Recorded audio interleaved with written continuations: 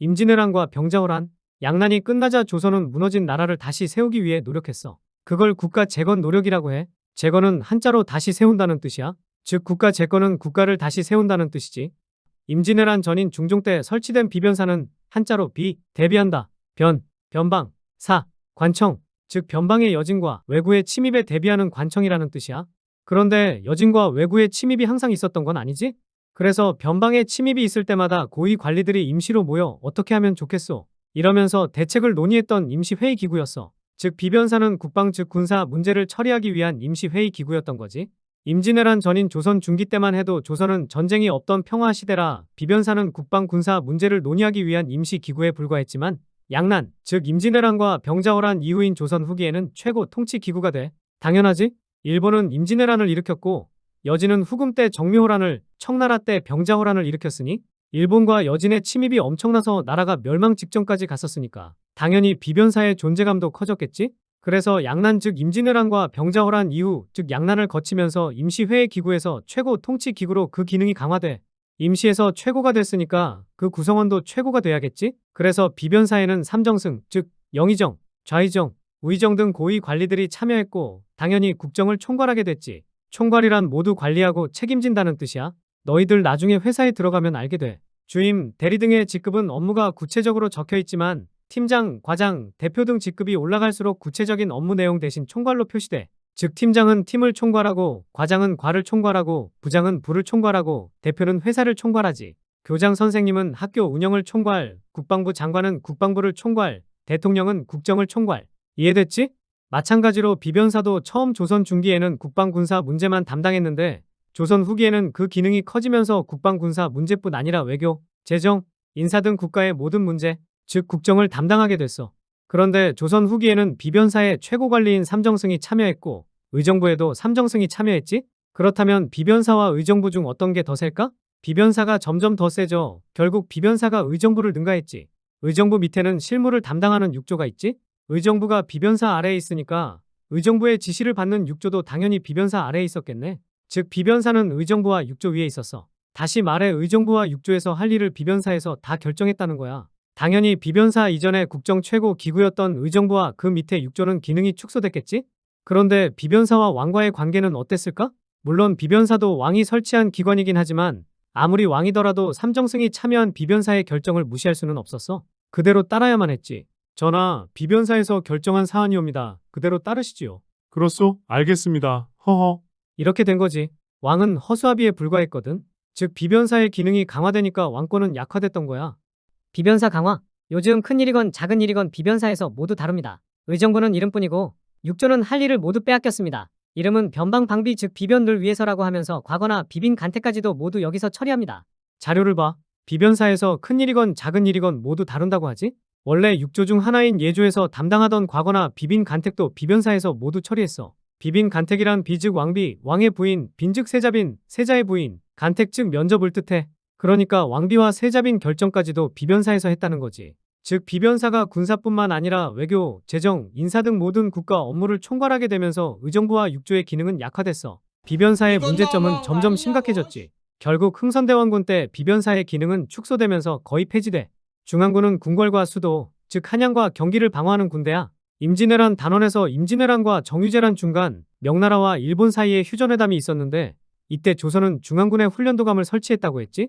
오군영 중 임진왜란 때 가장 먼저 설치된 훈련도감은 삼수병으로 이루어졌어. 한자로 삼은 셋, 수는 행동, 병은 병사를 뜻해. 즉 삼수병이란 세 가지 행동을 하는 병사야. 삼수병에는 조총부대인 포수, 활을 쏘는 부대인 사수, 창 칼을 쓰는 부대인 살수 등 3개 부대가 있었지. 삼수병은 급료, 즉 봉급, 월급을 받는 직업군인이야. 지금도 직업군인 있지? 하사, 중사, 소위, 대령 등. 마침내 임진왜란이 끝나면서 오군영이 완성됐어. 군영은 군부대를 뜻해. 즉 5개의 군부대를 설치한 거야.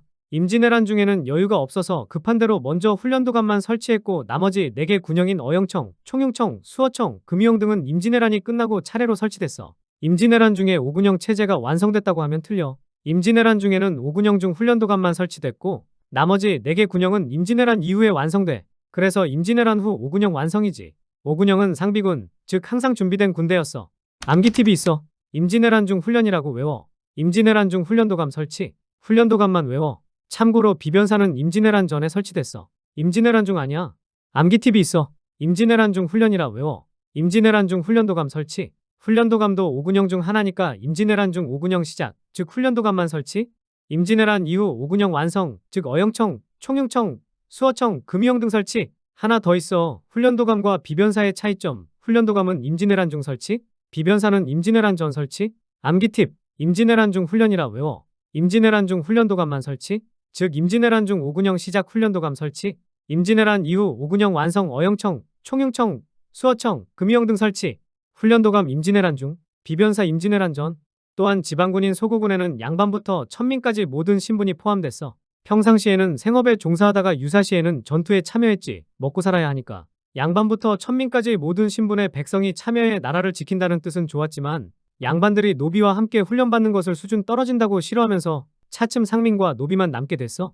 임진왜란과 병자호란은 조선의 모든 제도에 영향을 주었어. 군사제도, 조세제도, 신분제도 등. 이 중 조세제도는 세금을 걷는 거지? 양난 즉 임진왜란과 병자호란 뒤에는 인구가 감소했지. 특히 전쟁에 군사로 참여했던 남자들이 많이 죽었어. 따라서 인구도 감소됐고 농사지을 사람이 없었지. 당연히 토지를 농사짓지 않고 그냥 내버려두니까 황폐해져 황무지가 됐고, 한편 조선의 세금은 가족 구성원의 수만큼 내는 세금도 있었고 토지 크기에 따라 내는 세금, 생산량에 따라 내는 세금도 있었어. 그런데 인구는 감소했고 토지의 생산량도 감소했으니 조정은 세금을 제대로 거둘 수 없었지.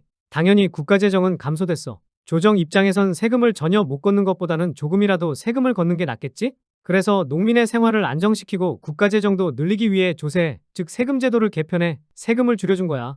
농민이 내는 세금은 곡물에 대한 세금인 공납, 토지에 대한 세금인 전세, 군대 가지 않는 대신 옷감인 군포를 내는 군역 등 세 가지가 있었어. 양난이 끝나고 조선 정부는 농민에 대한 부담은 줄이면서 재정은 늘리고 복잡한 조세제도를 간단히 하기 위해 세 가지 조세제도인 공납, 전세, 군역에 대해 조세제도를 개편해 공납은 대동법으로, 전세는 영정법으로, 군역은 균역법으로 바꿨어. 한 번에 다 바꾼 건 아니고 오랜 기간에 걸쳐 하나씩 바꿨지. 하나씩 보자.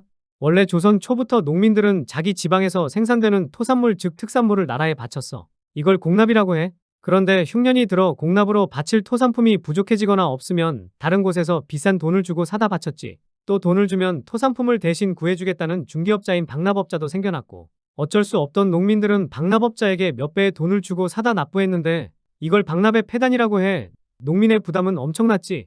그래서 광해군은 집집마다 납부했던 토산물 대신 토지 1결당 쌀 12두나 옷감 동전 등으로 내게 한 대동법을 시행했어. 그 전에 토산물을 납부할 때는 흉년이 들거나 전쟁이 나서 더 이상 토산물이 생산되지 않으면 비싼 돈을 주고 다른 곳에서 사다 바쳤지. 그런데 대동법이 실시된 후에는 흉년이 들거나 전쟁이 나도 걱정할 필요가 없어졌어. 왜냐하면 토산품이 없어도 전국 어디서나 쉽게 구할 수 있는 쌀 옷감 동전으로 세금을 내면 됐거든.